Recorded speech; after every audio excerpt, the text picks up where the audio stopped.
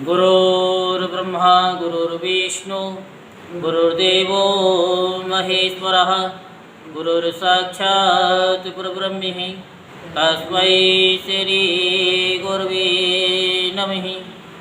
ओं गजाननं भूतगणाधिसेवितं कपिलजम्बुफलचारुभक्षणं उमासुतं शोकविनाशकारिकं नमामि विघ्नेश्वरपादपङ्कजं। सच्चिदानन्दरूपाय विश्वोत्पत्त्यादिहेतवे तापत्रे विनाशाय श्रीकृष्णाय वयं नमः। आज हम आपको श्रीमद्भागवत महापुराण के 10वें स्कंद का 64वां अध्याय सुनाएंगे, जिसमें नृग राजा की कथा के बारे में आपको सुनाया जाएगा। सो आप सभी ध्यानपूर्वक कथा को श्रवण करेंगे और धर्म लाभ प्राप्त करेंगे। श्री सुखदेव जी कहते हैं कि प्रिय परीक्षित, एक दिन शाम प्रद्युम्न, चारुभानु और गद आदि यदुवंशी राजकुमार घूमने के लिए उपवन में गए। बहुत देर तक खेलते खेलते उन्हें प्यास लगी। अब वे इधर उधर जल की खोज करने लगे। वे एक कुएं के पास गए। उसमें जल तो था नहीं। एक बड़ा विचित्र जीव दिख पड़ा। वह जीव पर्वत के समान आकार का एक गिरगिट था। उसे देखकर उनके आश्चर्य की सीमा न रही। उनका हृदय करुणा से भर आया और वे उसे बाहर निकालने का प्रयत्न करने लगे। परंतु जब वे राजकुमार उस गिरे हुए गिरगिट को चमड़े और सूत की रस्सियों से बांधकर बाहर न निकाल सके, तब कौतूहलवश उन्होंने ये आश्चर्य में वृत्तांत भगवान श्री कृष्ण के पास जाकर निवेदन किया। जगत के जीवन दाता कमल नयन भगवान श्री कृष्ण उस कुएं पर आए। उसे देखकर उन्होंने बाएं हाथ से खेल खेल में अनायास ही उसको बाहर निकाल लिया। भगवान श्री कृष्ण के कर कमलों का स्पर्श होते ही उसका गिरगिट रूप जाता रहा और वह एक स्वर्गीय देवता के रूप में परिणत हो गया। अब उसके शरीर का रंग तपाए हुए सोने के समान चमक रहा था और उसके शरीर पर अद्भुत वस्त्र, आभूषण और पुष्पों के हार शोभा पा रहे थे। यद्यपि भगवान श्री कृष्ण जानते थे कि इस दिव्य पुरुष को गिरगिट योनि क्यों मिली थी, फिर भी वह कारण सर्वसाधारण को मालूम हो जाए, इसलिए उन्होंने उस दिव्य पुरुष से पूछा, महाभाग, तुम्हारा रूप तो बहुत ही सुंदर है, तुम कौन हो? मैं तो ऐसा समझता हूँ कि तुम अवश्य ही कोई श्रेष्ठ देवता हो। कल्याण मूर्ति, किस धर्म के फल से तुम्हें इस योनि में आना पड़ा था? वास्तव में तुम इसके योग्य नहीं हो। हम लोग तुम्हारा वृत्तांत जानना चाहते हैं। यदि तुम हम लोगों को वह बतलाना उचित समझो तो अपना परिचय अवश्य दो। तो श्री सुखदेव जी कहते हैं, परीक्षित, जब अनंत मूर्ति भगवान श्री कृष्ण ने राजा नृग से, क्योंकि वे ही इस रूप में प्रकट हुए थे, इस प्रकार पूछा, तब उन्होंने अपना सूर्य के समान ज्वलमान मुकुट झुकाकर भगवान को प्रणाम किया और वह इस प्रकार कहने लगे। राजा नृग ने कहा कि प्रभु, मैं महाराज इक्ष्वाकु का पुत्र राजा नृग हूँ। जब कभी किसी ने आपके सामने दानियों की गिनती की होगी, तब उसमें मेरा नाम भी अवश्य ही आपके कानों में पड़ा होगा। प्रभु, आप समस्त प्राणियों की एक एक वृत्ति के साक्षी हैं। भूत और भविष्य का व्यवधान भी आपके अखंड ज्ञान में किसी प्रकार की बाधा नहीं डाल सकता। अतः आपसे छिपा ही क्या है? फिर भी मैं आपकी आज्ञा का पालन करने के लिए कहता हूँ। भगवान, पृथ्वी में जितने धूलि कण हैं आकाश में जितने भी तारे हैं और वर्षा में जितनी जल की धाराएं गिरती हैं, मैंने उतनी ही गौएं दान की थी। वे सभी गौएं दुधार, नौजवान, सीधी, सुंदर, सुलक्षणा और कपिला थी। उन्हें मैंने न्याय के धन से प्राप्त किया था। सबके 7 बछड़े थे। उनके सींगों में सोना मढ़ दिया गया था और खुरों में चांदी। उन्हें वस्त्र, हार और गहनों से सजा दिया जाता था। ऐसी गौएं मैंने दी थी।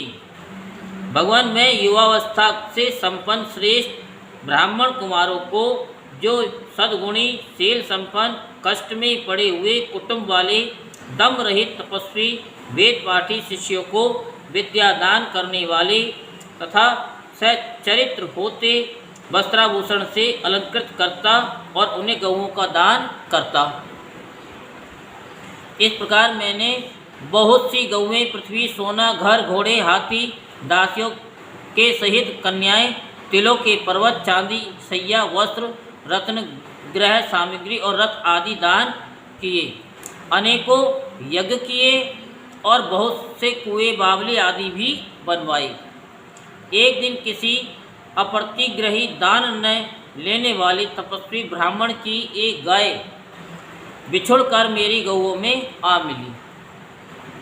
मुझे इस बात का बिल्कुल भी पता न चला, इसीलिए मैंने अनजाने में उसे किसी दूसरे ब्राह्मण को दान कर दिया। जब उस गाय को वह ब्राह्मण ले चले, तब उस गाय के असली स्वामी ने कहा, ये गौ मेरी है। दान ले जाने ब्राह्मण ने कहा, ये तो मेरी है, क्योंकि राजा नृग ने मुझे इसका दान किया है। वे दोनों ब्राह्मण आपस में झगड़ते हुए अपनी अपनी बात कायम करने के लिए मेरे पास आए। एक ने कहा, ये गाय अभी अभी आपने मुझे दी है, और दूसरे ने कहा, यदि ऐसी बात है तो तुमने मेरी गाय चुरा ली है। भगवान, उन दोनों ब्राह्मणों की बात सुनकर मेरा चित्त भ्रमित हो गया। मैंने धर्म संकट में पड़कर उन दोनों से बड़ी अनन्य विनय की और कहा कि मैं बदले में 1 लाख उत्तम गौएं दूंगा। आप लोग मुझे ये गाय दे दीजिए। मैं आप लोगों का सेवक हूँ। मुझसे अनजाने में ये अपराध बन गया है। मुझ पर आप लोग कृपा कीजिए और मुझे इस घोर कष्ट से तथा घोर नरक में गिरने से बचा लीजिए। राजन, मैं इसके बदले में कुछ नहीं लूँगा। ये कहकर गाय का स्वामी चला गया। तुम इसके बदले में 1 लाख ही नहीं, 10,000 गौएं और 2 तो भी मैं लेने का नहीं। इस प्रकार कहकर दूसरा ब्राह्मण भी चला गया। देवाधिदेव जगदीश्वर इसके बाद आयु समाप्त होने पर यमराज के दूत आए और मुझे यमपुरी ले गए। वहाँ यमराज ने मुझसे पूछा, राजन, तुम पहले अपने पाप का फल भोगना चाहते हो या पुण्य का? तुम्हारे दान और धर्म के फलस्वरूप तुम्हें ऐसा तेजस्वी लोक प्राप्त होने वाला है जिसकी कोई सीमा ही नहीं है। भगवान, तब मैंने यमराज से कहा, देव, पहले मैं अपने पाप का फल भोगना चाहता हूँ। और उसी क्षण यमराज ने कहा कि तुम गिर जाओ। उनके ऐसा कहते ही वहाँ से गिरा और गिरते ही समय मैंने देखा कि मैं गिरगिट हो गया हूँ। प्रभु, मैं ब्राह्मणों का सेवक, उदार दानी और आपका भक्त था। मुझे इस बात का उत्कट अभिलाषा थी कि किसी प्रकार आपके दर्शन हो जाएं। इस प्रकार आपकी कृपा से मेरे पूर्व जन्मों की स्मृति नष्ट न हुई।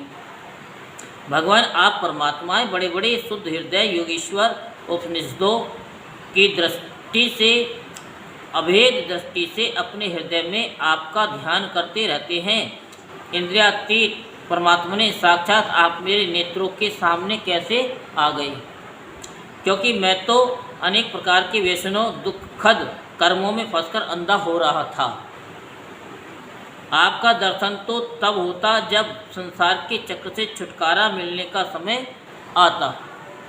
देवताओं के भी आराध्य देव पुरुषोत्तम गोविंद आप ही व्यक्त और अव्यक्त जगत तथा जीवों के स्वामी हैं। अविनाशी अच्युत आपकी कीर्ति पवित्र है। अंतर्यामी नारायण आप ही समस्त वृत्तियों और इंद्रियों के स्वामी हैं। प्रभु श्री कृष्ण, मैं अब देवताओं के लोक में जा रहा हूँ, आप मुझे आज्ञा दीजिए। आप ऐसी कृपा कीजिए कि मैं चाहे कहीं भी क्यों ना रहूं, मेरा चित्त सदा आपके चरण कमलों में लगा रहे। आप समस्त कार्य और कारणों के रूप में विद्यमान हैं। आपकी शक्ति अनंत है और आप स्वयं ब्रह्म हैं। आपको मैं नमस्कार करता हूँ। सच्चिदानंद स्वरूप सर्वांतर्यामी वासुदेव श्री कृष्ण, आप समस्त योगियों के स्वामी योगेश्वर हैं।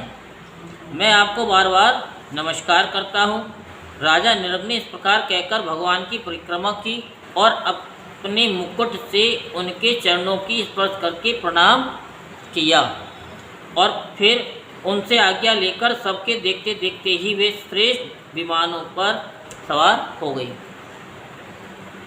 राजा नृप के चले जाने पर ब्राह्मणों के परम प्रेमी धर्म के आधार देवकी नंदन भगवान श्री कृष्ण ने क्षत्रियों को शिक्षा देने के लिए वहाँ उपस्थित अपने कुटुंब के लोगों से कहा, जो लोग अग्नि के समान तेजस्वी हैं वे भी ब्राह्मणों का थोड़े से थोड़ा धन हड़प कर नहीं पचा सकते। फिर भी अभिमानवश झूठ मूठ अपने को लोगों का स्वामी समझते हैं। वे राजा तो क्या पचा सकते हैं।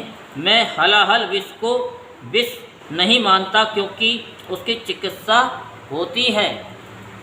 वस्तुतः ब्राह्मणों का धन ही परम विष है। उसको पचा लेने के लिए पृथ्वी में कोई औषध, कोई उपाय नहीं है। हलाहल विष केवल खाने वाले का ही प्राण लेता है और आग भी जल के द्वारा बुझाई जा सकती है, परंतु ब्राह्मण के धन रूप अग्नि से जो आग पैदा होती है वह सारे कुल को समूल जला डालती है। ब्राह्मण का धन यदि उसकी पूरी सम्मति लिए बिना भोगा जाए तब तो वह भोगने वाले, उसके लड़के और पौत्र इन 3 पीढ़ियों को ही चौपट करता है। परंतु यदि बल पूर्वक हट करके उसका उपभोग किया जाए तब तो पूर्व पुरुषों की 10 पीढ़ियाँ और आगे की भी 10 पीढ़ियाँ नष्ट हो जाती हैं। जो मूर्ख राजा अपनी राज लक्ष्मी के घमंड से अंधे होकर ब्राह्मणों का धन हड़पना चाहते हैं, समझना चाहिए कि वे जानबूझकर नरक में जाने का रास्ता साफ कर रहे हैं। वे देखते नहीं कि उन्हें अधः पतन के कैसे गहरे गड्ढे में गिरना पड़ेगा। जिन उदार हृदय और बहुकुटुंबी ब्राह्मणों की वृत्ति छीन ली जाती है, उनके रोने पर उनके आंसू की बूंदों से धरती के जितने धूलि कण भीगते हैं, उतने वर्षों तक ब्राह्मण के स्वतत्व को छीनने वाले उस उच्छृंखल राजा और उसके वंशजों को कुंभीपाक नरक में दुख भोगना पड़ता है। जो मनुष्य अपनी या दूसरों की दी हुई ब्राह्मणों की वृत्ति उनकी जीविका के साधन छीन लेते हैं, वे 60,000 वर्ष तक विष्ठा के कीड़े होते हैं। इसलिए मैं तो यही चाहता हूँ कि ब्राह्मणों का धन कभी भूल से भी मेरे कोष में न आए, क्योंकि जो लोग ब्राह्मणों के धन की इच्छा भी करते हैं उसे छीनने की बात तो अलग रही, वे इस जन्म में अल्पायु शत्रुओं से पराजित और राज्य भ्रष्ट हो जाते हैं और मृत्यु के बाद भी वे दूसरों को कष्ट देने वाले सांप ही होते हैं। इसलिए मेरे आत्मियों, यदि ब्राह्मण अपराध करे तो भी उससे द्वेष मत करो। वह मार ही क्यों ना बैठे या बहुत सी गालियाँ या शाप ही क्यों ना दे, तुम लोग सदा नमस्कार ही करो। जिस प्रकार मैं बड़ी सावधानी से तीनों समय ब्राह्मणों को प्रणाम करता हूँ, वैसे ही तुम लोग भी किया करो। जो मेरी इस आज्ञा का उल्लंघन करेगा उसे मैं क्षमा नहीं करूँगा, दंड दूंगा। यदि ब्राह्मण के धन का अपहरण हो जाए तो वह अपहृत धन उस अपहरण करने वाले को अनजान में उसके द्वारा ये अपराध हुआ हो तो भी अधः पतन के गड्ढे में डाल देता हूँ। जैसे ब्राह्मण की गाय ने अनजान में उसे लेने वाले राजा नरक को नरक में डाल दिया था। परीक्षित समस्त लोगों को पवित्र करने वाले भगवान श्री कृष्ण द्वारकावासियों को इस प्रकार उपदेश देकर अपने महल में चले गए।